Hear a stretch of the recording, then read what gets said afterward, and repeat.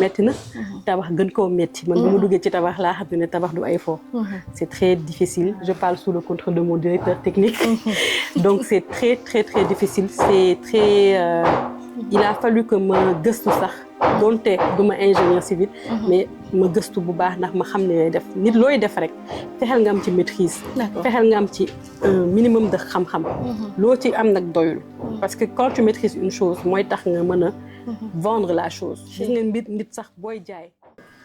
salaamaaleykum Amietou Xalaat TV ñu ngi leen nuyu bu baax di leen ziar te nag soo leen ma gisee di ngeen xaw a jaaxle concept bu bees buñ leen doon wax moom la ñu fas yéene tàmbali tey premier épisode bi nag dañ cee fas yéene ànd ak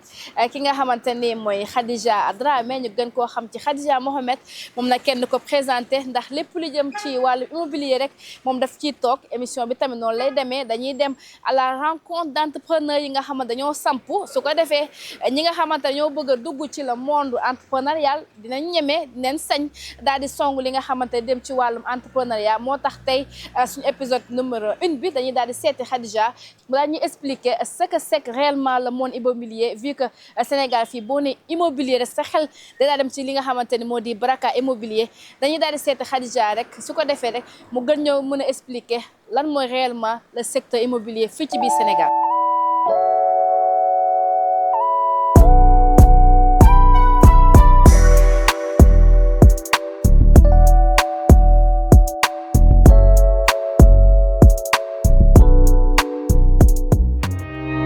juróom-ñetti waxtu yu toftal fanweeri simili fii ci Baraka Immo ku ci nekk yaa ngi sëgg sab machine di xaar soxna si la yegg si laata ñuy tàmbali ci seeni kàddu réunion gu magga dañuy def lu ñuy woowee concertation maanaam lal plan gu ñuy def ca réunion ba 9h soxna si daal di yegg si saafonte ku ci nekk laata secrétaire bi di woote réunion ba ca salle bu mag ba ñu topp leen bañ leen toppee it may leen nopp ak gët. je voulais bien qu'on fasse un petit bilan rapidement ci foire bi balaa ñuy dugg ci kii bi pour xam fu ñu ci toll. Edith, je veux bien que tu nous dises affaire yi waaw. je veux bien savoir fu ñu toll ci affaire yi liste d'attente surtout ak yooyu noonu. entre waxtaan diisoo nas ay plan ak lal ay perspective soxna Khadija ak employé bi ngi waxtaanee lii di immobilier maanaam suuf. Ok, il peut nous l'offrir. Maintenant, actuellement, on a démarré la fondation de la villa numéro 67. Il y avait 5 villas. Il y avait 5 villas. Ouais. Mais on a terminé la confection des 7 ginnaaw loolu si lañ ko dékk suñu micro tàmbaleeg moom waxtaan gile. merci ci beneen facette bu ñu war a wane tey parce que effectivement il faut que ñuy wane des fois l'envers du décor donc pour la petite présentation man maa ngi tudd Adja Khadija Dramé pour faire court parce que j'ai un très long prénom mais Adja Khadija Dramé moom la nit ci xam. Sur les réseaux sociaux ñu gën ma xam ci Adja Khadija Mohamed wala Khadija Mohamed tout simplement donc maa fondé Baraka Immo en 2021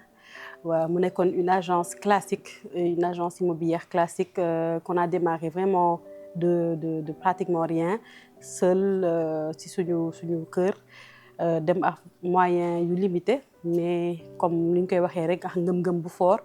vision bu leer boo xamante ne ñun xamoon nañ exactement lu ñu bëggoon def dans le paysage immobilier sénégalais muy tout simplement faciliter accès suuf yombal ko lépp lu ci nekkoon blocage ñu fexe dindi ko muy si ñàkk xam bi ñu bëri ñàkk xam moo tax ñu bëri ragal moo tax aussi duñ ci mën a dugg wala ñàkk moyen ay facilitation donc dañu identifier rek comme ñu naan business moom da ngay identifier un problème nga ñëw régler ko comme ci domaine boobu lañ nekkoon ba ci domaine boobu lañu xuus tout simplement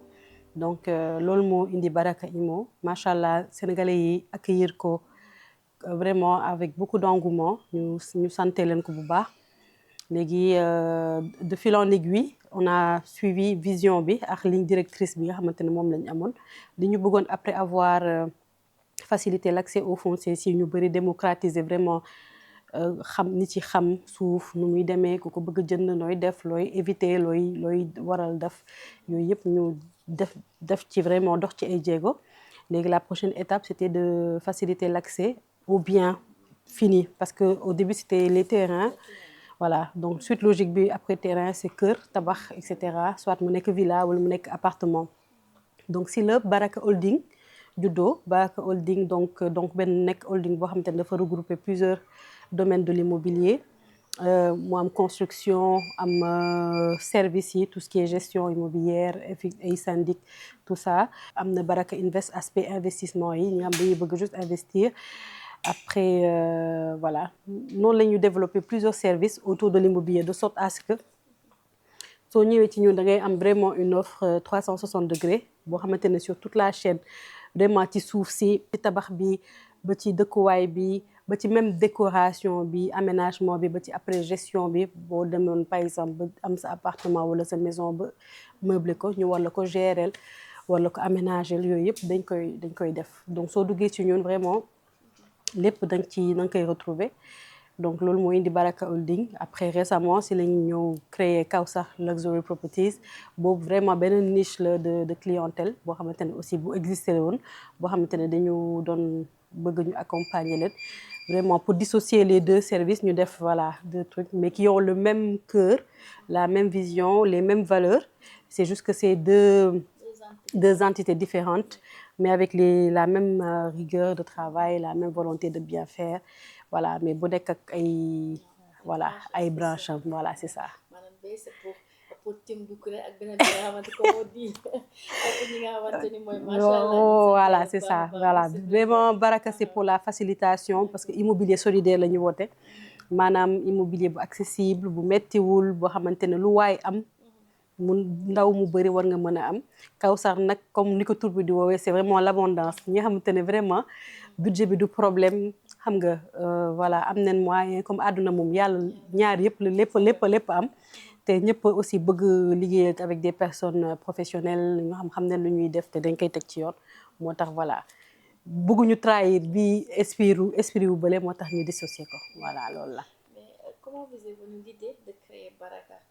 da nga jékki toog sa kër ne xaama créer Baraka wala yow t'as toujours été passionné d'immobilier de tabax kër de suuf de béton de loolu comment vous est venue l'idée nga ne tey damay créer li nga xamante ni moo di Baraka.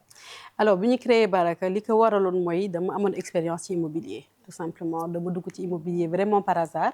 mais passion bi mu ngi fi woon depuis xale yëfu dëkkuwaay yëfi kër aménagement décoré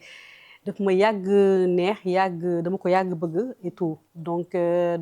quand j'ai eu l'occasion dugg ci immobilier pour man c'était une très bonne occasion ma reconvertir ci loolu parce que avant ça man j'étais plutôt dans tout ce qui est commercial lépp luy jaay jënd ak jaay man loolu laa domaine bu ma mën ci woon yóbbu daal man j'étais purement commercial ou marketing donc immobilier bu ma fa dugg aussi c'était dans ce cadre-là donc li yàlla di def mooy ma dem ba un moment fibre entrepreneuriale bi dabaat ma parce qu'il faut dire que j'ai toujours eu cette fibre entrepreneuriale et tout jéem naa plusieurs fois entreprendre daawu woon peut-être sori et tout jaayantu naa j'ai fait des petits commerces par-ci jaay ay foulard par là jaay ay stickers fii ay bijoux de tête ay accessoires lu ne def nañ ko ay side business yoo xam dañ ko doon booleeg jàng bi essayé woon nañ aussi entrepreneuriat dans le niveau de la communication dans le domaine de la communication autant pour moi mais c'était pas trop ça. Donc suite au décès de mon père nag laa am déclic ma ne là il faut que me lancer wu parce que daf ma ci doon encourager lu bari laa ne là nag vraiment y a plus d'excuses naa jéem rek ma takk sama fit quel que soit moyens yi quel que soit difficultés yi naa takk sama fit ma soobu ma def ni ma gisee entrepreneuriat asafla immobilier ma def sama touche personnelle la touche Khadija comme on dit def ko d'une autre manière un peu plus vertueuse d'une manière un peu plus voilà solidaire mu gën a yaatu donc loolu moo ñu dugal ci immobilier vraiment fibre entrepreneuriale bu nekk ci ñun depuis bas âge boo xamante ne vraiment on a essayé plusieurs fois c'était pas si percutant que ça mais cette fois-ci on a réussi et par la grâce de Dieu yàlla defal ñu ci xéwal dimbali ñu ci mais loolu moo ñu dugal ci immobilier waaw. mu bu fay toll benn jamono bi nga xam ne danga bëgg lâcher lépp maanaam nga bàyyi lépp tellement que jafe-jafe yi dafa bëri. si si tellement que yaa ngi rencontré ay mbir yoo xamante ne mosoo koo xalaat ci biir. si dal na ma du may gaaw a dal nag je pense benn yoon la mu mës a dal parce que man du ma nit bu gaaw a abandonné je suis une personne assez têtue qui essaie d'aller au bout des choses donc et puis comme ni xale yi di waxee lu mu lëndëm lëndëm man damay xuus jaar mais effectivement j'ai eu à un moment une accumulation de coups durs yoo xamante ne vraiment j'ai eu envie de tout lâcher mais j'ai compris que fi ma toll nii mënutul nekk parce que vraiment quand tu as beaucoup de personnes ñu compter ci yow muy say employés ñi ngay liggéeyal ñi gravité autour de ñoo ñëpp mënoo tey ji dootul nekk yow kese xam nga bu may commencer man kese la woon sama biir salle man kese et tout voilà mais léegi macha allah njaboot gi yaatu na ñi ci yaakaar ñi ciy liggéey bëri nañ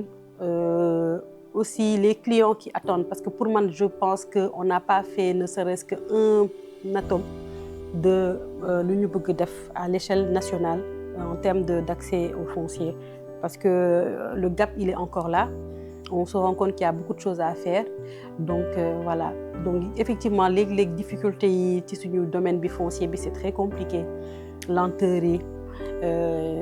voilà des fois c'est compliqué comme ni muy dalee ñu bëri daf ñuy dal ñu tam ñuy am ay déception ci liggéey bi di ci jànkonteel ay métit di ci perte ay alal di ci jànkonteel vraiment yoo xamante ne une fois vraiment dem naa ba ne lii lu ko fi jar téema arrêté mais soo réfléchir voir tout ce qui se yaakaar bi ñu ci teg ci yow ci bi ñu ci teg sa kaw tu te rends compte que l'aventure yaa ko commencé certes mais lu bëri dab si na la et que tu ne peux plus t'arrêter et que vision bi na nga ko war a doxal et que c'est juste une difficulté passagère boo xam ne na nga koy surmonter comme les autres difficultés et puis nga avancer et pour man sax loolu mooy créer les grandes choses dañu fonder seen ay fondation dafa basé wu ci ay échec ci ay métit ci ay obstacles c'est la vie mais ñi tax tey jii ñu leen di tudd ñu nekk des grands dans leur domaine c'est parce que dañu surmonter loolu yëpp et j'ai compris tout simplement que il fallait juste me gën a foncer gën a focus te def li ma war a def te xam ne c'est le processus. si on devait mettre benn chiffre. si li nga xamante ne mooy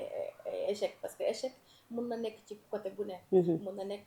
côté si nit ñi. parce que des fois ñuy def lay coup bàyyi amul fenn. mën na aussi nekk ci côté chiffre. waaw te buñ nee tey échec si côté chiffre. tey Khadija ban chiffre lay jox. su ma ko doon xayma daal. si li ma xam suñ ko doon xayma su ma doon def l'addition de tout ça je pense qu'on est entre 70 30 50. Ouais, dans les 165 millions à peu près parce que 70 plus 30 plus 65 yooyu chiffres yooyu qu'est-ce que gis lay def yaa naa yoo xamante ni bu ñu perdre 1000 francs sax dañuy kii mais dëgg la ce chiffre colossal la ñu oui mën a wax c'est colossal mën na yëkkati leneen ak leneen effectivement te ça jox nañu ay coups de ralenti mais terewul ñu suivre suñu allure c'est des choses qu'on a pu régler surmonter et passer à autre chose dafa bokk nag ci dund ba pare bokk ci entrepreneuriat tey peut-être mën nga laaj mais am na ñeneen ak ñeneen soo leen laajoon ñu wax la peut-être montant yu gën a mag yooyu kuy entreprendre moom il faut toujours s'attendre à ce genre de choses bul foog ne que da ngay gagner rek di gagner di nga am des moments yoo xamante ne voilà parce que li ñuy kii yëpp voilà investissement le risque la donc lu nekk rien n'est infaillible xam nga monde bi moom rien n'est parfait rien n'est tout beau tout rose tout carré loolu moom mënul nekk donc mais de l'autre côté dañuy sant yàlla parce que perte yooyu comme sentiruñu ko ba nga xamante ne affaiblir na suñu liggéey maanaam tey ji su ma ko waxul woon nii de manière ouverte nit mënu koo imaginer nit mënu koo xalaat ndax sentiruñu benn yoon sax ci tangente bi Baraka jël nii sentir ñu benn yoon mu effrité ñu c'est-à-dire musuma empêcher fay salaire yi musuma empêcher fay samay charge musuma empêcher continuer samay chantier musuma bloqué ci dara sant yàlla encore une fois du suñu ñàmbaate ndimbalu yàlla la vraiment mais on a subi des pertes voilà mais à côté alhamdulillah aussi on a eu à relever des défis et tout ça donc sooy xool lépp ci voilà génnul ci cadre entrepreneuriat ak ci cadre àdduna haut et bas la échec réussite voilà soo gisee ñu koy wax c'est que dañuy bañ ñi ci foog ne que entrepreneuriat voilà que entrepreneuriat c'est beau c'est glamour non il faut que nit ñi ñuy xam aussi les réalités parce que sinon dafay mel ni comme si on vendait du rêve donc quand on gagne on le dit quand les produits sont sold out dañ koy wax quand on réussit des marchés et que on a des succès éclatants sur les trucs on le dit ouvertement quand aussi il y a des difficultés je pense que c'est honnête de dire waaw loolu ñëpp lay dal même les plus grandes multinationales donc nous sakatuma la ñu nga xamante ne ay jeunes la ñuy door donc mais lépp sant yàlla. Femme immobilier. waaw femme immobilier dañu loo xam ne Sénégal bëriwul. c'est rare nga gis jigéen bu implanté wu ci milieu li nga xamante ne mooy secteur immobilier. ndax bu njëkka góor la ñu gis mu sol casquette am nekk chantier. mais dañ lay gis à travers les vidéos yi nga xam ne da nga koy def. Khadija sol casquette am dugg ci chantier dugg ci góor rek génn affaire yooyu. comment naka ngay dundee li nga xamante ne mooy le secteur immobilier ak naka nga def ba implanté aussi nii carrément. waaw en restant moi-même en restant authentique en restant féminine c'est-à-dire lépp génnul ci man sama personnalité et ma manière d'être je ne me suis pas transformée en homme pour me faire ma place daw ma di xeexante góor yi aussi pour me faire ma place dama collaborer ak ñoom comprendre nga c'est que souvent ñun jigéen dañuy bëgg jaay jàmbaar en pensant que jaay jàmbaar bi c'est jàmmarlu góor yi wala reyanteeg ñoom wala def yëfi góor et tout ça nit ki mën nga nekk totalement féminine comme ni may wax nan le fait que ma nekk jigéen atout la ci man ça m'a aidé nekkul blocage ci man nekkul frein ci man atout la ci man daf ma jàppale parce que damay def lépp lu ma war a def tout en restant une femme su may dem chantier dinaa sol sama casquette mais aussi dinaa sol lu rafet je vais pas forcément me transformer en mec parce que c'est un milieu de mec donc en fait milieu de d'homme bi en fait c'est vrai c'est traditionnel loolu la ñu yàgg gis mais nous des personnes comme nous on est la preuve que tu peux être totalement une femme et réussir dans ce domaine-là et faire de belles choses et tout en restant sa bopp donc lépp ci authenticité la rek ak ci voilà garder suñu personnalité jël suñu féminité daf ko muy atout plutôt que di ko def faiblesse wala di ko def frein ñu jël ko def ko atout xam na ne que les hommes ñi fi yàgg nekk c'est suñuy collaborateurs lañu am humilité dem toog ci seen tànk jàng am humilité di waxtaan ak ñoom am humilité di jël ci ñoom le meilleur et puis tout simplement voilà c'est comme ça que tu te fais une place sans te battre sans être dans un ring voilà sans xëccoo parce que nit ki nangul ko cëram rek nangul ko li ko yàlla defal et puis moom mu jox la lu mu la mën a jox yëpp et puis ngeen liggéey ngeen collaborer tout simplement waaw. ku ne immobilier ne suuf ak bâtiment ci loolu lañ ko toppee ba foofu ca Wakaam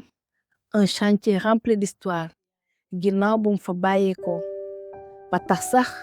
mu tuddee ko baayam jile. Khadija ñu fekk si la si sa benn chantier. mu doon benn quotidien ci yow. waaw les visites chantier c'est hebdomadaire plutôt pour moi. D'accord am na voilà ay équipes yi fi nekk au quotidien donc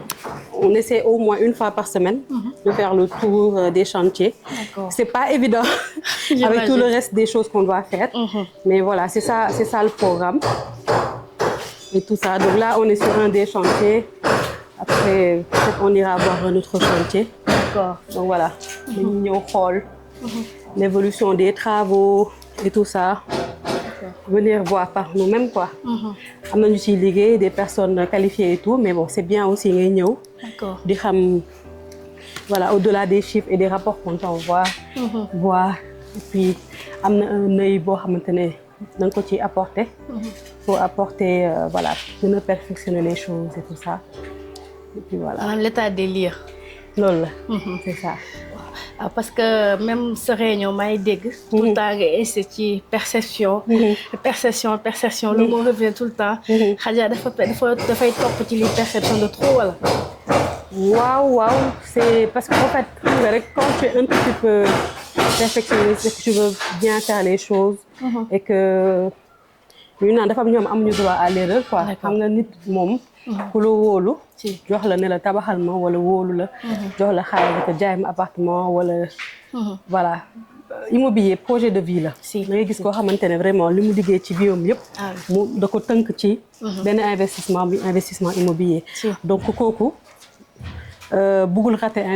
kii boobu noonu investissement boobu. te yow tamit yow yaa war a veiller à ce que mu bañ a rëccu. lu tax mu choisir la parmi plusieurs promoteurs wala plusieurs personnes li mu jotoon ci yow mu mën ko gis ci yow. voilà loolu mooy waral ñun tamit dañ ci gën a xar suñu tànk tubéy projet bu mel nii. au-delà d'un projet professionnel c'est un projet aussi familial parce que fii c'était la maison familiale c'est ici qu'on a grandi avec mes frères et mes sœurs. voilà si lañu ñëw def ko un projet tuddee ko sama pap ñu tuddee ko résidence Sadiaya mon père s'appelait Sadia. donc def ko projet boo xamante ne non seulement avec ma famille dinañ ci mën a gis seen bopp mais yeneen clients dinañ ci mën a gis seen bopp à travers de la location-vente. Ici on a proposé vraiment plusieurs appartements location-vente avec des mensualités raisonnables et lépp lu ñu mbébatoon daal lu ñu bëggoon def ci location-vente fii lañ ko njëkkee. balaa ñu koy def ci villa yi Bambilor balaa ñu koy def ci appartement yi Dakar Plateau. et tout donc fii c'est un projet qui me tient beaucoup à cœur par rapport ak am na aspect sentimental. parce que dañu fi dund yu bëri. voilà donc défi la pour man. C'est un grand projet, mais c'est un défi pour moi que je veux relever. Voilà, pour mon père, pour mes frères et sœurs, pour les clients et pour lu ñu bëgg def ci immobilier bi. Voilà. Par rapport au projet sans vie comment naka lay dikkee ci yow da ngay toog nga xalaat projet wala dafa am ñi ngay toogal waxtaan ak ñoom ci projet yi nga ne fii dañuy dem site bii dañuy dem site bee. Comment ça passe naka la projet di juddoo. waaw en fait ça va en fait dafa am benn aussi ligne directrice bu ñuy topp. di jéem a suivre les tendances di jéem a suivre les demandes di jéem a ajuster les choses. Puis c'est un projet qui est naturel qui est venu tout seul parce que voilà. c'est lu ñu naan sooy commencer da ngay commencer par li nga am. voilà. mais le reste du temps en fait dañuy xool vraiment le marché les zones que les clients demandent. Parce qu'il y a beaucoup de demandes et tout zones yu ñu demandé xool aussi les zones d'avenir xool aussi par rapport ak infrastructure yi yan mooy zones yu am potentiel yi. voilà loolu moo ñu dal ci site yu mel ni Bambilor on a compris que Bambilor c'est le futur. c'est l'endroit où aujourd'hui les terrains étaient très accessibles le sol était très bon. Et puis il y a énormément de projets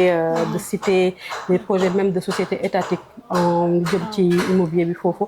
avec VDN bi di ñëw on sait que ça va être très accessible très intéressant te dëkkuwaay bu nar a neex lay doon. donc souvent yooyu la ñuy topp xool tendance yi si yeneen sites aussi dañuy xool vraiment les zones d'avenir les infrastructures et tout ñu fexe ba suñu clients yi ñu éduquer leen à ce qu'ils comprennent que fenn soreetul. D'accord. l'essentiel mooy yow na nga jënd lu leer lu wóor avec des personnes de confiance mais fenn soreetul et on les oriente di leen guider ci les zones d'avenir ñu xam fu ñu war a teg seen tànk ak fu ñu war a mën a investir gis ci seen bopp. D'accord. voilà léegi approche client yi ça se passe comment c'est facile pas facile. non vraiment c'est pas difficile. franchement je n'ai pas de clients difficiles. waaw j'ai ci gis peut-être une deux trois c'est exceptionnel et yooyu on les gère mais franchement généralement j'ai des clients avec qui on a un grand rapport de confiance. qui me font confiance. ñoo xamante ne vraiment xoolewuñu ma juste benn promotrice yu liggéey mais ñoo ma gën a bëgg sax. succès ci li may def ak réussite ci li may def ñoom moom ko gën a yéene. et tout donc c'est des clients qui viennent de partout. au début c'était beaucoup plus sama cercle d'amis. ay sama connaissance samay réseau mais dem na léegi ba yaatu na des fois nga gis clients yoo xam xamoo leen sax wala ñoom dañ lay feeñu ne la man sa client du peut-être tu les connais que de nom. wala peut-être seen pièce d'identité rek nga gis. am ñoo xamante ne dañ lay wóolu te ñëwuñu la gis am ñoom dañ lay wóolu ñëwuñu ci chantier bi. am ñoom dañ lay wóolu ñëwuñu sax ci bureau bi. dañ la gis rek wóolu la xam nga loolu dafa fort. donc dañuy toog voilà c'est ça ñu sant yàlla bu baax ci loolu. confiance ñu clients yi jox ak patience de compréhension mais xam na ne que domaine bi ñuy liggéey c'est pas facile day bëri ay imprévu mën na am ay retard il peut y avoir beaucoup de lenteur des fois mais dañuy comprendre ànd seeg ñun parce qu'on travaille vraiment ci anam yu rafet quoi. D'accord. Actuellement Sénégal gis nañ ni milieu BTP dafa am problème yu bëri. Il y a beaucoup de chantiers yi nga xam ne dafa arrêté. est-ce que Baraka dugg na wala loolu dal na ko maanaam li nga xamante ni dafa impacter le secteur BTP. bon wax dëgg dëgg yàlla pas au point de ñu arrêter chantier. wax dëgg yàlla boobu ba léegi tous nos chantiers sont continus. Tous nos chantiers sont en train de continuer. Voilà, ça se sent quand même. BTP bi ça a été vraiment beaucoup touché. Surtout ak kii bu bees bi. Voilà, mais bon ñun ñu ngi jéem di dem pas bien que mal. Et puis di avancer. Mais nag on reconnaît que voilà. ni mu meloon avant. engouement bi ce n'est plus la même chose waaw. melatu ko maanaam les clients dañuy manqué wala. Effectivement. Suuf si mooy jafe. Il y a un peu de tout suuf si jafe na suuf si cher na. surtout dans Dakar. Donc suuf si vraiment cher na wax dëgg yàlla c'est pas si facile. Pour le Sénégalais lambda. Coût de construction yi tamit. metti na torop voilà coût de construction yi metti na torop. Ce qui est dommage c'est que rien ne se produit ici au Sénégal. lu ci bëri dañ koy importer surtout lu jëm ci finition. ñun on a vraiment essayé de faire travailler un maximum. La main-d'œuvre locale, ci par exemple confection de cuisine ou les portes. Mais il faut reconnaître qu'il y a encore beaucoup de choses à faire et que des fois c'est pas encourageant. Des fois c'est même tu es tenté d'aller en Chine ou dem importer. Voilà, li nga ciy bëgg qualité de finition mi ngi ciy bëgg doo ko ci am. Et malheureusement les clients sont tellement exigeants. Voilà, et donc tu veux bien faire travailler le Made in Sénégal, tu veux bien faire travailler les locaux. Mais je pense qu'il faut que ñu gën leen former, ñu gën a am une qualité de finition bu ñuy mën a respecter ci suñu façon de travailler. Comme projet sànq tudd woon nañ ko. maanaam acquisition terre bi. yow yaa koy gérer. Après nga jox li nga xamante ne mooy proposition yi clients yi. wala clients yi ñooy dem jënd seen suuf ne la Khadija dañoo bëgg ñu tabax nga tabaxal ñu. wala yow yaa jënd suuf commencé ko tabax def vente bi. Voilà, donc ñun lu ñuy def construction de masse la. Donc dañuy trouver benn site avec un lotissement régulier et tout. ñu ñëw fa implanté wu fa di liggéey donc man souvent man maay décider du site. maa koy dem démarcher ut lépp lu ci war def démarche yëpp. D'accord. Voilà ba commencer ko tabax. ñu def voilà. ba commencer ko tabax. D'accord. Et tout ça et puis voilà mais man su may choisir je veille toujours à choisir un très bon site. boo xamante ne wax dëgg yàlla. client bi bu ko ñëwee visiter day am coup de cœur day xam ne que fii c'est bien et que voilà. emplacement beeg voilà c'est ça et que c'est satisfaisant waaw. Est-ce que mosoo aussi jànkonteel nga dem benn zone. suuf si soit baaxul ndox bi parce que des fois am na yenn zone yu nga xamante ni balaa nga koy tabax foog coût bi ngay investir ci avant tabax bi sax mu ëpp ci li nga xamante ne mooy tabax bi. waaw loolu moo tax zone yu mel ni Diamniadio par exemple doo gaaw a dégg baraka am fa projet parce que xam nañ ne foofu sol bi c'est trop difficile. Pourquoi on a choisi des sites comme Bambilor parce que le sol il est très bon. sol Dior la. Donc foofu tu n'as pas de problème. En général. Donc, il y a aussi quand même une certaine connaissance qu'il faut avoir du marché et de configuration dëkk bi aussi pour nga xam fan ngay teg sa tànk ak foo dul teg sa tànk. waaw site bu mel ne Diamniadio soo fa bëggee dem nga ne da ngay tabax day leer ne coût de construction yi day élevé. Parce que tout simplement voilà ñoom foofu construction pratiquement sur pilote ngay def. C'est comme si nga ne da ngay def fondation immeuble pour une villa donc ça coûte forcément cher. te loolu nga mën a def pour nga am une certaine garantie de construction bi alors que suuf Dior neex na liggéey le sol est bon et tout donc ñun tamit loolu dañ koy xam te dañuy orienté wu ci zone yooyu aussi. da ngeen def étude de sol si voilà on respecte vraiment toutes les normes. bu jaree étude de sol dañ koy def plan béton armé. bureau de contrôle on respecte vraiment toutes les normes de construction. Voilà et puis on offre aussi des garanties décennales 10 ans de garantie pour les biens qu'on construit. Donc voilà avec certificat de conformité et tout donc vraiment on veille à ce que lu ñuy tabax aussi mu doon lu baax. ak lu qualité. waaw ndax garantie bi derrière ndax ñu ko joxe. Voilà léegi tey par rapport au red flag maanaam les crises d'alerte yi nga xamante ni investisseurs yi tey buñ ko doon joxe. wala su ma ñëw ne la Khadija lan mooy crise d'alerte yi nga xamante ne tey da nga koy jox pour ces moom investisseurs. wala pour ceux qui ont envie d'acheter des terrains autres. lan lay doon. li ma leen mën a wax li ma leen mën a conseiller c'est pas pour tirer la couverture de mon côté. C'est d'aller s'adresser à des professionnels. nit moom lépp looy def rek man mii ci lii may liggéey nii. bu dara desitu lu dul def plan béton armé damay dem uti ay ingénieur ñoo xam ñoo ma koy defal su ma waree ut ay plan architecte damay dem wooyu architecte mu defal ma ko su ma waree def contrôle damay dem ci bureau de contrôle mu defal ma ko donc lu ci nekk ku nekk ak li la yàlla mën loo ku nekk ak li nekk sa domaine donc un investisseur tu ne veux pas te tromper à défaut yow nga demal utal sa bopp xam-xam bi ce qui n'est pas forcément évident da ngay dem ci ñoo xamante ne am nañ ci expérience am nañ ci xam-xam bi nga xamante ne tu peux dormir tranquille surtout ñoo xamante ne vraiment prouvé nañ tu vois que les retours sont positifs la demande est forte voilà c'est des indicateurs aujourd'hui et puis voilà ñun suñuy dem ci site lépp loo xamante ne investisseur waroon na ko gëstu ñun gëstu nañ ko ba pare dinañ fa dem nawet pour xool ndox bi ndax foofu day jël ndox ndax zone buy taal wala zone bu dul taal dinañ fa dem en temps normal pour xool comment voilà dinañ gëstu te loolu suñu liggéey la moo tax ñu mën ko un investisseur loolu mën na bañ a nekk liggéeyam mën na bañ a am temps bi donc voilà su ñëwee envers nous day xam tout simplement d'accord fu muy teg tànkam par rapport au financement Khadija va vers les banques wala moom elle s'autofinance waaw man je m'autofinance waaw je m'autofinance amul benn projet bu ma def boo xamante ne banque dugal na ci xaalisam lu mu diis waaw à ce stade là peut-être Kawsar peut-être parce que Kawsar c'est des projets bien plus grands mais li jëm ci Baraka a opté pour ne pas travailler avec les banques, pour ne pas utiliser d'intérêt bancaire, pour des raisons personnelles et tout te ñu ngi ñaan yàlla continue di dimbali ba nga xamante ne duñ ko soxla jusque là ça va ñu ngi gérer ça va on a trouvé des mécanismes c'est un choix personnel et voilà et on veut vraiment tënku ci loolu ñu ngi ñaan yàlla rek mu dooleel ñu kàttanal ñu ba ñu bañ am beneen choix bu dul loolu et que yàlla diñu ci dimbali ça peut prendre du temps c'est lent c'est pas aussi rapide parce que ñu naan tabax ak lii yëpp xaalis la laaj moyen la laaj bu xaalis taxawee day gaaw bu xaalis nag manqué effectivement dina se mais ko ñu naan avancer lentement mais sûrement si y a ça aussi voilà léegi bu ñu jógee ci wàllum financement yeeg yooyu dafay baax aussi Khadija daal ñu expliquer par rapport à la location vente parce que bëriwul Sénégal daanaka sax les Sénégalais ne sont pas habitués à cela effectivement bu ñëwee ci benn site bu toll nii nga ne lii location vente lay doon li ngay imposer la wala li nga xamante ne choix client yi la wala yow yaa leen ci pour ñu dugg ci waaw du forcément choix enfin je peux dire que c'est le choix du client parce que sénégalais boo ci gis su sañoon dina am une offre en location location man dañu gis ne que c'était une forte demande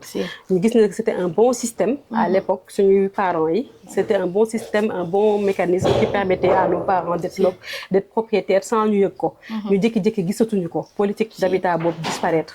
donc ñun ci suñu ambition on voulait loolu amaat on voulait vraiment dekkal ko et puis on s'est rendu compte que il y a des mécanismes qui peuvent le permettre fii ñu nekk c'est un exemple concret de cette possibilité Dakar Plateau bi ñu jëm tout à l'heure c'est un exemple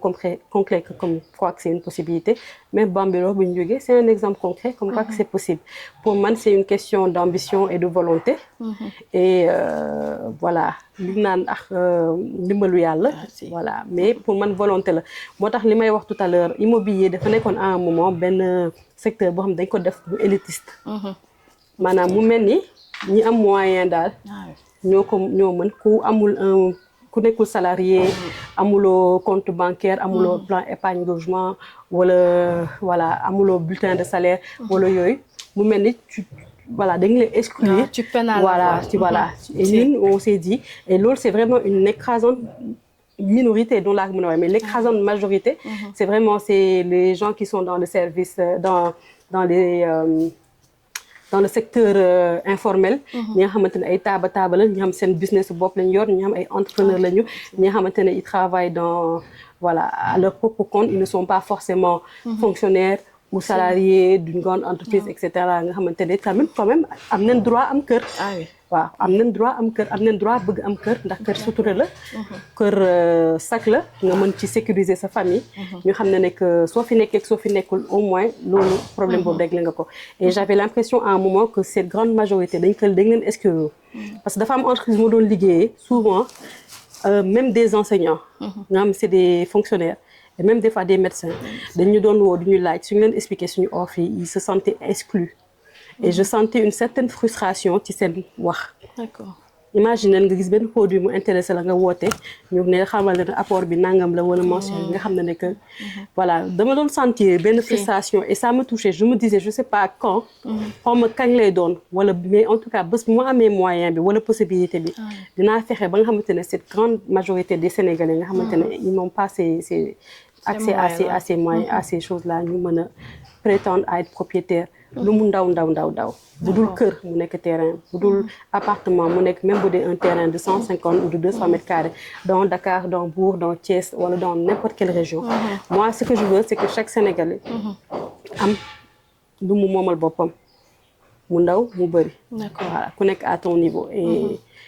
yàlla baax na waaw surtout waaw gis nañ aussi récemment yaa ngi lancé woon benn projet bu am solo par rapport ak 50 000 chaque mois c'est ça mu doon lu intéressant li nga xamante day fekk su li nga jot a wax effectivement waaw c'était un objectif comme li ma ko waxee 50 000 francs par mois et c'était un objectif qu'on voulait atteindre dañ ne woon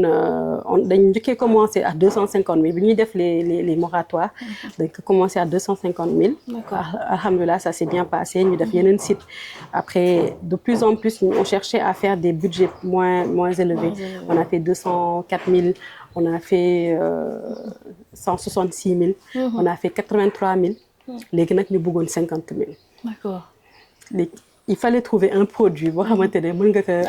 commercialiser nit ki di fay 50 000 par mois on pouvait pas le trouver sur Dakar on a vu que Thiès était à côté accessible yaatu terrain yaatu na ñu dugg Thiès voilà et pour pouvoir donner cette possibilité à nos clients te xam ne que faire un travail psychologique pour ñu comprendre que Dakar c'est pas le Sénégal et que mbir yi yemul rek Dakar il faut pas que ñuy focaliser wu ci Dakar Thiès ngi nii c'est à côté c'est accessible c'est proche Mbour ngi nii c'est à côté c'est accessible c'est proche et les terrains n'y sont pas encore chers li may bañ mooy nit yi di taamu foo leen wax ni dafa sori àll la ba duñu mujj am parce que il faut dire que tey jii ñi nga gis nii ñëpp ñu nekk propriétaire quelque part bañ fay dem di fa samp dañ leen doon wax ne na àll la mais xoolal tey dëkk bi nu mu développé ak terrain yi valeur yi mu jël da ngay gis ko xamante ne danaa man sama kër gi 100 000 laa ko jëndee ñu naan lan 500 000 laa ko jëndee tey jii boo ko sa xayma c'est 10 fois plus de valeur bi mu jël il faut qu'on comprenne que dëkk bi tamit noonu lay évoluer et que tey jii li ngay xeeb mu nekk 50 000 par mois terrain boo xamante ne 1 million wala 500 000 lay jar xamal na ne que d'ici 5 ans 10 ans 15 ans valeur am mën na décupler waaw mais boo toogee di xaar ba jamono jooju soo métul doo am c'est sûr doo ko am ci même prix bi wala dootoo ko gis sax ndax dafay fekk ne am na ñu la gënoon am vision ñoo xamante ne jël nañ ko à l'époque bu mu cherul donc loolu laay wax tout le temps bu kenn xeeb benn zone lu waay fu mu waay mën rek na nga dem nga am fa par rapport à l'adhésion adhésion bi sénégalais jël nañ ko bu baax wala des na non franchement jël nañ ko bu baax là actuellement la demande est plus grande que l'offre. La demande est vraiment plus grande que l'offre. Franchement, il y a beaucoup encore à faire. Mais nous tamit dañuy avancer à taille humaine ci lu ñu mën a maîtriser parce qu'on préfère avoir quelques clients bien gérés, bien maîtrisés, nga xamante ne avec un bon accompagnement, une bonne gestion que am ay àddina ay clients te doo leen mën a gérer seeni papier di yéex après day créer insatisfaction on veut surtout pas ça donc moo tax dañuy avancer phase par phase moo tax suite yi ngay gis ñu dem naan phase 1 phase 2 phase 3 parce que voilà dañuy suñu defee un groupe dañ leen di vraiment accompagner ba ñu téye après ñuy continuer ci yeneen ak yeneen voilà. Est-ce que l'État vous soutient? Yéen a ngi gis État seen liggéey bi. non mais bon man de toute façon du ma nit kuy xaar État. man sama état d'esprit loolu la. d'accord nit moom doo xool lu la État war a mën a defal comme moo di yow da ngay xool nan nga mën a jàppale État. tey jii bu ñu ne woon dañuy xaar État. duñu def lii yëpp ñuy def nii. mais État mënul def lépp. aussi il faut que ñu comprendre ko Sénégalais yi comprendre ko. quelle que soit la force de l'État ak les moyens de l'État l'État ne peut pas tout faire. même dans les pays développé ça se passe comme ça secteur privé moo yor ñëpp donc te ñun xaaruñu kenn voilà ay patriotes la ñu bëgg suñu réew bëgg Sénégal duñu xaar kenn jiituñu ci lu ñu war a def lu ñuy def dañ koy def ku ñu ci fekk si nag ñu ànd ak yow voilà léegi dafa am benn sujet tab bu ma lay posé ndax Sénégalais kenn du leen posé loolu si on parlait de chiffre d'affaires tey su ma nee Khadija tey sa chiffre d'affaires comme Sénégalais c'est une question tabou kenn du ko posé mais man damay oser poser la loolu alors bon loolu nag du lu may di bàyyi xel à mon stade il y a des personnes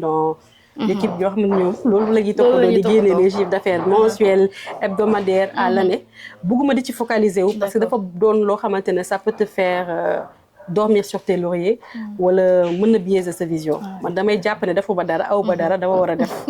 donc pour dire vrai voilà les chiffres je suis pas trop focus là-dessus je suis focus sur la réalisation sur ce qui se fait sur le terrain et tout ça en fin d'année nag dinaa demander des chiffres pour xam est-ce que atteindre naa sa objectif parce que comme ni ma ko doon waxee tout à l'heure en réunion su may démarrer une année damay xam fi ma nekkoon daaw ma ne fii bëgg naa doubler le chiffre d'affaires ou le tripler ou le faire wax dëgg yàlla y a eu une très belle ascension ñu ngi ci sant yàlla bu baax ñu ñaan yàlla ñu maintenir cap boobu mais man je suis pas trop chiffre non je suis plutôt voilà dans les réalisations soo mënee le nombre de clients à qui tu as vendu le nombre de terrains que tu as vendu le nombre d'appartements là je peux te répondre mais les chiffres je suis ça mais avec un certain détachement voilà c'est ça léegi bu ñu dikkee ci nombre de projets yi nga xamante ne Khadija jot na ko réaliser mu doon ak fierté bi nga xamante ne tey mën nga ko branler ak fépp foo mënti nekk wala fépp foo mënti dem man li may sant yàlla mooy le nombre de propriétaires que j'ai pu créer d'accord tout produit nag confondu da nga gis promoteur privé boo xamante ne ci at bi peut-être il n'a pas fait plus de 50 propriétaires parce que peut-être 2 immeubles le livré wala 3 immeubles su bëree ba bëri c'est 20 appartements par immeuble par projet soo ko boolee matul 100 te man ci sama échelle bi ma toog à chaque opération je fais au moins 100 clients le mois wala 50 clients le mois à l'année ça te fait combien de clients le mois qui sont propriétaires je ne regarde pas le montant propriétaire qui paye 50 000 par mois à propriétaire qui paye un appartement de luxe à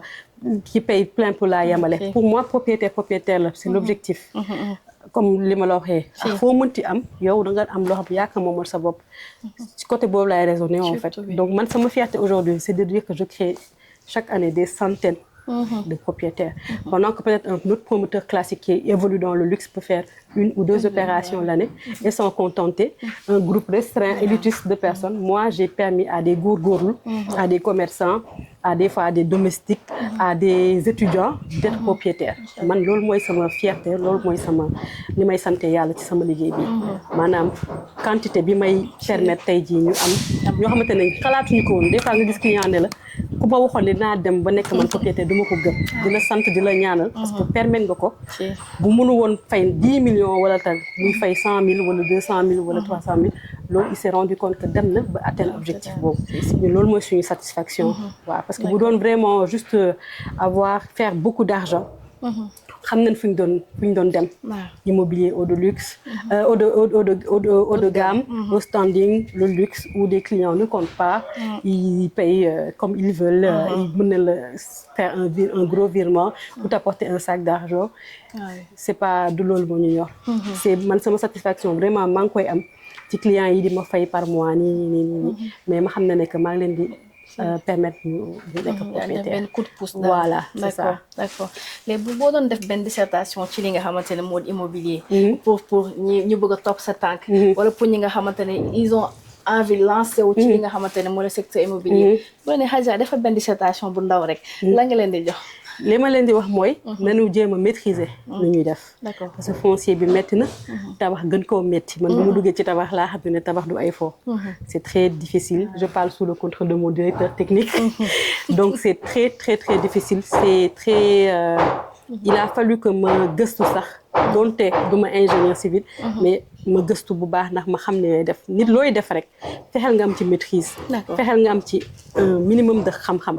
loo ci am nag doyul parce que quand tu maîtrises une chose mooy tax nga mën a vendre la chose gis nga nit sax booy jaay wala ngaa ki la gën a mën a jaay mooy ku la gën a maîtriser produit donc man loolu laa leen di conseil ñuy fexe di am maîtrise ci li ñuy def bu dee foncier bi la fexeel foncier bi maîtriser ko ba xam bu dee domaine tabax bi la fexeel nga am ci maîtrise fais-toi accompagner aussi de personnes expérimentées de personnes qui savent ñoo xam ñoo la gën a sax am xam-xam ñu dolli la xam-xam ngeen ànd dem man daal lépp ci xam-xam laa koy teg maîtrise ak beneen bi mooy ci njub parce que loo xam soo jubalul tamit doo sori surtout doo sori loo xam loo maîtriser bu dee jubuloo doo sori parce que tout simplement di nga tooñ di nga amel ay nit àq te àq boobu après da lay topp donc c'est ce qui fait que des fois doo avancer ci li nga bëgg doo mën a continuer voilà ngay am ay blocages doo comprendre et tout ça voilà donc maîtrise ba pare jubal teg ko ci jub di ko def avec vraiment éthique voilà man loolu lay conseiller képp ku bëgg a dugg ci secteur bi voilà nga fexe xam ba pare nga fexe jub bañ fa jógee it toppaat nañ ko ci beneen bërëb un tout autre décor fii nag nekk ci xolu Ndakaaru ci Dakar Plateau fii daanaka lépp yàmm na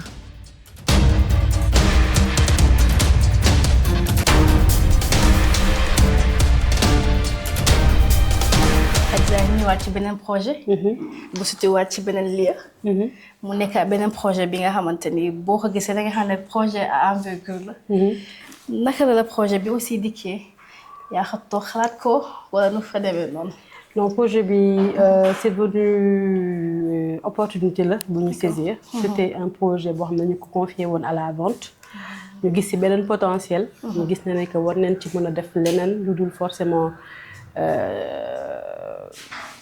liñ ci prévoiroon donc on a prévu de faire des appartements en location vente toujours aussi à Dakar Plateau des F2 des F3 des F4 voilà toujours dans le but de faire de la location vente occasion bu ñu ci gis rek dañ ciy jéem voilà dañ koy jéem a saisir pour que le Sénégalais lambda puisse en profiter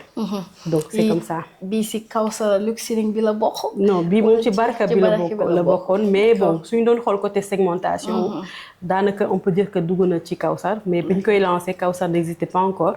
voilà donc c'est resté chez Baraka voilà c'est ça te bu ñu wax ci projet actuel yi am importance yi au niveau de Diamniadio au niveau de Mbour wala Dakar wala feneen tey bu ñu doon accentuer les grands projets tey bu ñu nee Khadija accentuer ni projet gën a mag ci biir Sénégal par rapport ak région yi fu dëkk waaye toll fan nga koy accentuer fii ci Dakar wala dañuy daal di génn pas du tout Dakar franchement moi je rêve d'une capitale administrative hors de Dakar d'accord ça dépend pas dans Dakar du tout parce que pour man actuellement spéculation bi am Dakar yëpp c'est parce que ñëpp dañu bëgg dëkk Dakar parce que tout est concentré ici ministères yi fii lañ nekk tous les services fii lañ nekk les grandes entreprises fii lañ nekk tout est concentré ici et pour une petite capitale et tout vraiment lépp concentré fi loolu dafay indi spéculation bu metti bi ñuy seetlu loolooy waral loyer yi cher loolooy waral prix au mètre carré yi di yéeg parce que la demande est tout le temps là là pour man il faut que ñu créer beneen dynamique boo xamante ne dañuy génnee la capitale administrative def ko ci beneen région bu gën a centré par rapport à même l'équité territoriale yëpp ñam ñëpp dañuy mën a jot ci capitale bi et puis Dakar peut rester une capitale économique traditionnelle pour man toutes les grandes villes dama koy wax tout le temps tous les grands pays ont souvent deux capitales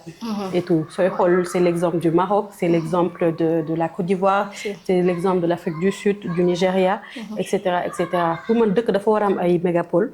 lépp warul nekk benn ville bu concentré vraiment tout loolu mooy indi cherté de loyer bi ñuy jàmbat loolu mooy indi cherté des biens yi ñuy jàmbat su amoon beneen dynamique dina tax Dakar désengorgé wu su ko defee spéculation bi wàññeeku prix bi wàcc donc moi je rêve vraiment d'une très grande ville hors de Dakar voilà que ce soit une capitale administrative où vraiment par exemple tous les fonctionnaires wala vraiment tout l'appareil étatique dañ fay nekk et ils auront la possibilité de travailler d'habiter de se soigner de tout faire ci seen ay ville problème transport bi dina réglé wu voilà infrastructure yi dina gën a développer nit yi di mën a jóge dëkk ak dëkk di dem voilà man je vois pas les choses comme elles sont je vois vraiment que Dakar tey jii chemin de fer bi war nañ ko dekkil de sorte que tey jii nit mën a jóge Thiès voilà mën a jóge Tamba ñëw Kaolack liggéey si wala dellu këram nit mën a jóge Saint-Louis ñëw Ziguinchor nit voilà qu'il y ait une interconnexion à travers les infrastructures comme les lignes aériennes les trains et plus de bus plus de transport l'infrastructure moo yor réew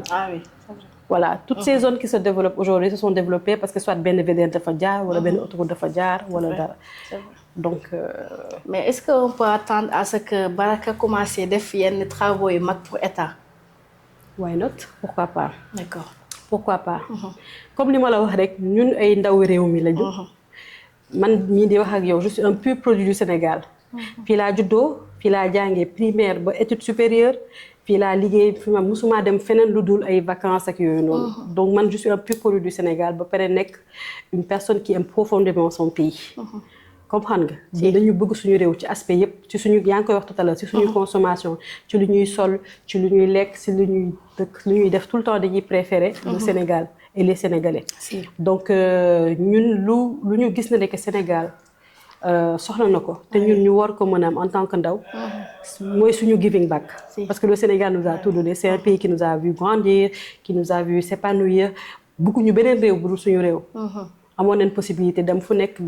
dëkk fu nekk wala mais Sénégal lañ bëgg donc fu ñu Sénégal woo soxla ñu gis ne war nañ ci mën a def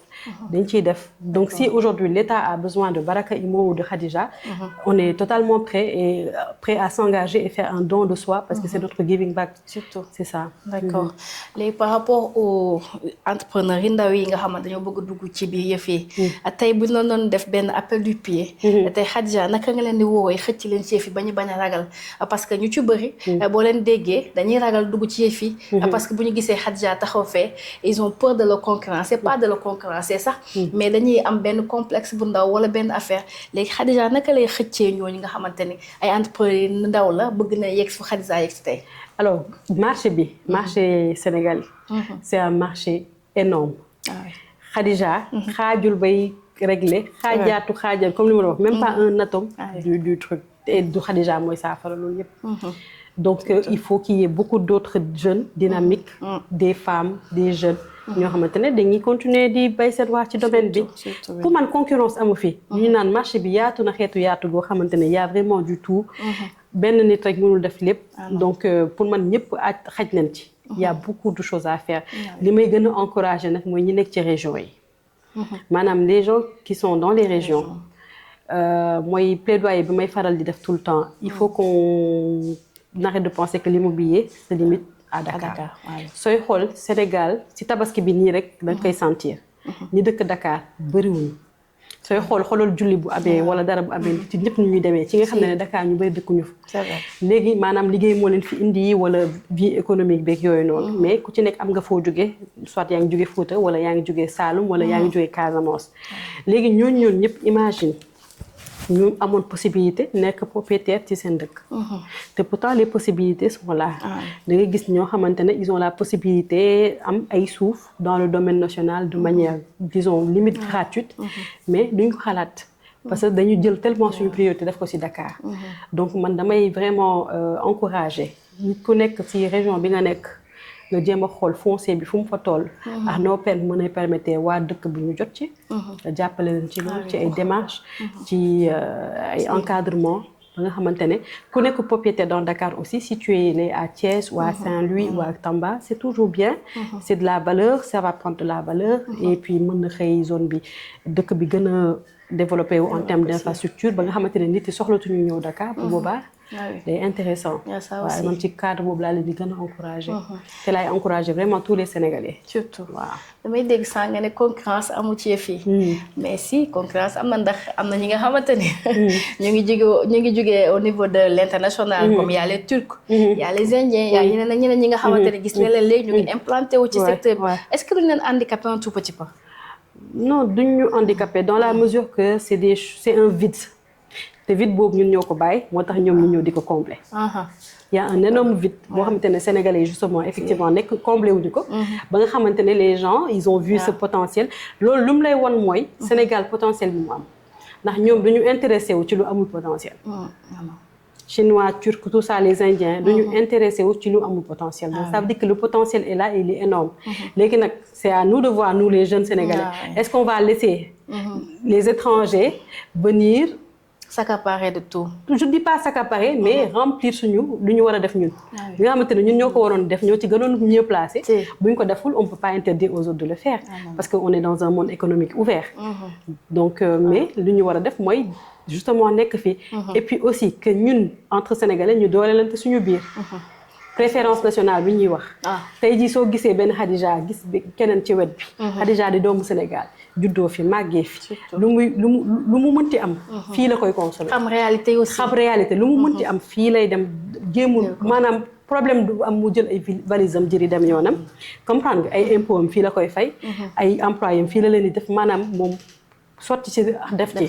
mais sénégalais na ngay gis mu préféré parce que kii nga jàpp ne deram kii na rek nga jàpp ne xëy na moo gën a xam wala moo gën a mën wala moom nga war a gën a jox bopp wala moom nga gën a wóolu alors que tey sénégalais mu ngi fi nga mën a dox bu buntu këram fëgg ko xam kan mooy ndeyam xam kan mooy baayam xam fan la juddoo mënulaa rëcc fenn nga préféré bàyyi koog dem ci keneen bon pour moi les gens ont le choix je veux pas stigmatiser mais pour man li koy faj mooy ñun sénégalais ñu jouer suñu rôle bu ñu xaar bàyyi le vide comme ça ba nga xamante ne ñeneen dañuy ñëw di combler vide boobu te loolu ni mu valable ci immobilier noonu la valable surtout ci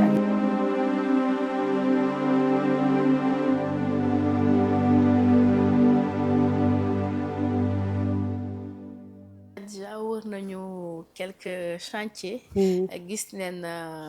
lu bëri li nga xamante ni moo làkku ci ginnaaw Baraka ñi gis aussi que comme ma ko waxee tout au début c'est toute une histoire en fait boo seetee ba seet ndax am na immeuble bu ñu yóbbu dafay raconter li nga xamante ne mooy sa histoire dem na ci beneen immeuble aussi mu doon beneen facette bi nga xamante ne bokkut ak fu ñu jógee ce qui veut dire que chaque immeuble bi nga xamante ne Baraka daf ciy teg loxoom rek am na histoire dañuy teg lépp li nga xamante ne meuble la ak immobilier li si biir ñu teg ko de côté ñu wax ci li nga xamante ni mooy une femme ambitieuse jigéen bi nga xamante ni au-delà de lu muy incarné jabar la soxna la maanaam yaay la it naka ngay combiner le milieu professionnel ak li nga xamante ni mooy sarti la wax sa biir kër waaw lépp organisation la je pense que wax nañ ko waxaat ko lépp organisation la on essaie de jongler entre plusieurs casquettes yu ñu am bu ci nekk ñu jéem ko jox le meilleur de nous aussi bañ a fàtte suñu bopp aussi parce que damay faral di wax ne que des fois on se tue ci liggéey bi ci yeneen i mbir fàtte sa bopp alors que yow mooy li may faral di wax le meilleur investissement ak le meilleur traitement na nga ko war a jagleel sa bopp parce que il faut que yow nga fonctionner ci ni mu waree pour que nga mën a joxe le meilleur de toi ci yeneen domaines yëpp donc pour man organisation la savoir se reposer quand il faut savoir lever le pied quand il faut savoir aussi carburer quand il faut bu ci nekk rek nga jox ko cëram au-delà de loolu yëpp aussi jaamu yàlla bi da ciy ñëw tamit bokk ci donc vraiment obligation yi bëri neen mais lépp dañ koy teg ci cadre organisation et puis nekk ak famille boo xam ne ñuy comprendre et aussi savoir déléguer tamit parce que soo benn nit mënoo def lépp boo ko bëggee def sax xëy na doo ko def correctement donc savoir déléguer ci liggéey bi savoir déléguer ci kër gi savoir déléguer ci njaboot gi sax des fois daf bokk na ci des voilà loo xam ne di lay dimbali pour nga mën a vraiment mën ko def dans la durée waaw mu nekk lu constant parce que sinon rek nit du machine waaw mën nga xëy rek vraiment mu indi la ay jafe-jafe et tout parce que c'est pas facile loolu li ñuy combiner yëpp benn bu nekk ci moom rek c'est un travail à part entière mais yàlla moo ñuy dimbali ba ñuy mën a xool nu ñu gérer lépp voilà et puis di déléguer surtout ça waaw loolu la des fois tamit Khadija du ñaax ay rumeur yu muy dégg wala yéen yi nga xamante ni ñii dañ koy wax ndax il suffit nga siw rek ay rumeur day tegu sa kaw des fois ñu dégg vu que sa jëkkër c'est un célébrité d'une part di nga dégg ñeen ñi naan moo koy financé ñeen ñi naan mi ngi koy wax te sous couvert la am na ñeen ñi tamit di wax yenn wax yi nga xamante tout le temps di nga koy dégg comment Khadija naka lay gérer rumeur yooyu ak pression sociétale boobu aussi naka lay jëlee ñi nga xamante ne on les appelle les acteurs maanaam ñi nga xamante ni à chaque fois dañ lay sànni lu bokkut ak lu am naka ngay gérer yooyu yëpp waaw loolu moom c'est normal parce que yonent bi moo ne quiconque a un bienfait aura un envieux tey ku nekk ci yoon rek et tout effectivement di nga nekk cible de personnes yoo xamante ne xëy na bëgguñu nga jël yoon bi nga jël wala bëgguñu trajectoire bi ngay jël wala suñu sañoon nga yem ak ñoom doo dem li naan doo dem duma dem dañuy bëgg suñ mais loolu dem nañ ba am ci vraiment je vais pas dire expérience mais dem nañ ba mise ko ba maintenant on sait comment gérer ça. comprendre nañ lu bëri ci loolu ba pare relativiser nañ ci lu bëri aussi. waaw relativiser nañ ci lu bëri du ñàkk dañuy lépp dañ koy jël rek xool ko ci mag yu baax yi fi nekk ak ñoom ñëpp. te xam na ne moom nit mënul ñàkk noonu. ku baax tamit mënul ñàkk noonu. et puis voilà c'est la vie mais bañ ko yenu tout simplement xam na ne que ça fait partie de la vie ñii dañuy bëgg ñii dañuy bañ. loolu moo lay jig sax mooy doon sa njiglaay dafa am ñoo xamante ne loolu ñuy def ci seen rôle lañ nekk. parce que xëy na loolu moo lay tojal comme on dit. moo lay musal ci lu bëri. voilà parce que àdduna moom kenn mënul am unanimité yàlla sax amul unanimité yonent bi amu ko kenn amu ko. ba ñun ñu war ko mën a am. mais dañ koy relativiser lu jëm ci par rapport ak ñu ñuy mën a wax ci par rapport ak sama borom kër ñi xam dëgg xam nañ ne ba may sampali. xamaguma woon sama borom kër. donc ñi xam histoire bi xam de comment j'ai fait ça dinañ xam ne kenn nekkul sama ginnaaw. ku dul yàlla. ak vraiment peut-être sama famille xamante ne ñoo may encouragé ci li may def. du financièrement du ci dara. franchement Khadija elle a mis en place Baraka Imo toute seule. sans l'aide de personne mënuma ne diw moo ma financé mënuma ne diw moo ma truc et puis je ne suis pas une riche héritière boo xamante ne sama papa dafa dem bàyyil ma fi ay milliards wala bàyyil ma fi ay hectares non loolu lépp amul lépp lu ñu construire ci kàttanu yàlla dañ ko def en se battant tout simplement léegi nag leneen lu ñëw dafa ñëw fekk ñu ci loolu ñu nekk ci ba pare ñu gën ñu ci jàppale voilà mais du kenn ku nekk suñu ginnaaw pour muy leer voilà voilà léegi dafa mel ni yegg nañ si cappaandaw maanaam fii si fin émission bi dafay baax aussi nga daal di adresser benn message pour toute femme wala pour toute personne bi nga xamante dafa bëgg dugg ci milieu bi ak sénégalais aussi en général aussi tey jii en tant que mère message bi nga xamante ne boo ko doon bàyyi jigéen ñi boo ko doon bàyyi ndaw yi pourquoi pas boo ko doon bàyyi sax say doom waaw message yi bëri na ku ci nekk li ma la mën a wax bëri na jigéen ñi li ma leen mën a wax rek mooy nañu jël lu ñu moom ñu bañ di foog ne nekk elles sont des téléspectatrices de la vie jamono bi ñuy toog góor di la yor wala ngay toog di compter ci góor wala ngay toog di compter ci yooyu noonu passé nañ ko actuellement indépendance financière la nit ci di wër autonomie financière moom la nit ci di wër liberté financière dépassé nañ sax ay autonomie ay indépendance liberté on parle maintenant de créer de la richesse générationnelle c'est-à-dire yow waxuma la yow sax sa bopp mais yow sa bopp nooy sécuriser sa njaboot yaa ngi dégg moo tax damay encourager beaucoup jigéen ñi ci ñu gën a farlu gën a liggéey gën a jàpp ay jàmbaar lañu nag macha allah sooy xool ñun suñu clientèle wala sax ñi ñuy contacter léegi jigéen ñi comprendre nañ lu bëri comprendre ne dañuy war a teel a jug di defal seen avenir comprendre ne dañu war a nekk propriétaire passé nañ sax cadre terrain yi léegi ay waxi kër la ñuy wax ay waxi immeuble di ñoom tamit di def ay promotion immobilière donc loolu dañ leen ciy gën a encourager parce qu'elles ont leur place dans ce monde là li ma mën a wax nag au Sénégalais lu jëm ci Sénégalais yi lu jëm ci immobilier bi ñu nekk mooy li ma la wax tout à l'heure bu kenn xeeb fenn fu waay am baax na kër foo ko am baax na l'essentiel mooy mu doon sa moomeel ndax bu la amulul sax yow njëriñ dina amal njëriñ sa njaboot bari na ñoo xamante ne tey jii ñu ngi profiter ci loo xamante ne seen ay maam ñoo ko fi bàyyi ay hectares yoo xamante seen maam ñoo ko amoon ay tool ñu jël ko tey di ko dagg di ci njëriñu donc loolu maam yi bu ñu amul woon vision boobu ñoom duñ ci profiter donc c'est de la même manière que ñun suñu génération yi dañu war a penser pas seulement ñun suñu bopp mais aux générations futures te Sénégal nu muy doxee Dakar sax mi bien que capitale bi lépp mu ngi yem Dakar mais nu muy doxee de toute façon Dakar dina àgg foo xam ne day saturé et que les gens vont forcément sortir ci régions yi à savoir Mbour mi xam moom mooy gën a jege Thiès ba ci biir régions yi te ñu ngi def plaidoyer pour que vraiment état bi gën a xalaat nu muy désengorger Dakar ngir ndax dina bokk ci li facilité lu bëri dina bokk ci li réduire coût de terrain yi te dina bokk tamit luy permettre Sénégalais yu bëri ñu nekk propriétaire et que ñu mën ci gis seen bopp ñu bañ a sentir exclu de la vie économique et de dëkk bi nu muy doxee loolu li koy permettre rek mooy état teg vraiment des mesures fortes génnee vraiment les choses de Dakar pour que Dakar féex. waaw loolu laa amoon lu may plaidoyer bu may wax pour Sénégalais yi samay njaboot moom li ma leen di wax rek mooy maa ngi leen di ñaanal yàlla may leen ñu am fan bu gudd bu ànd ak wér ba ñu mën a njëriñoo li may liggéey pour ñoom parce que ñu naan am na fooy tool liggéey bi ngay nekk nekkatul pour yow c'est pour la postérité c'est pour les générations à venir bëgg nga tey jii man comme ni ci milieu bi may liggéey nii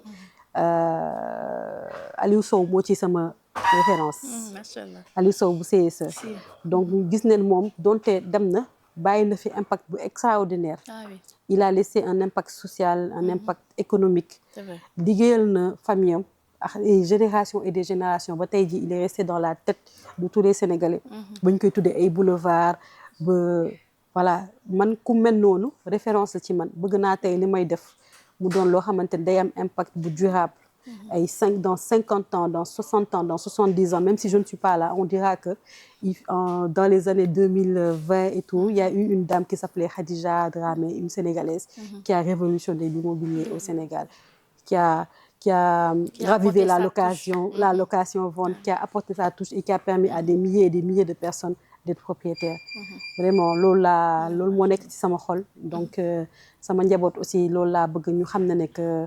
loolu mission boobu xëy na am na man fu may yam ñoom dinañ ko yeggali ñu doon ñoo xamante ne dañuy amal njëriñ